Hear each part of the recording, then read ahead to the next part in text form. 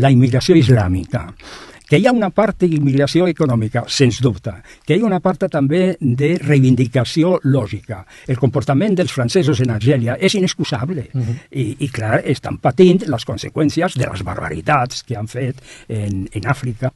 Però també hi ha una proporció molt gran d'immigració, de demanants de refugi i d'asil polític, que no és una immigració econòmica, no és una immigració per necessitat personal, no és una immigració per sobreviure, és una immigració ideològica que tracta d'imposar... la combinació, no? La combinació de vaig a un lloc on tindré més possibilitats per a la meva família, però no hi vaig amb la voluntat d'integrar-me necessàriament, sinó que hi vaig amb una mentalitat fins i tot colonitzadora. I això quan hi ha famílies, perquè la immensa majoria dels nouvinguts per raons d'asil polítiques, etc., no són famílies, són homes joves en edat militar, etc.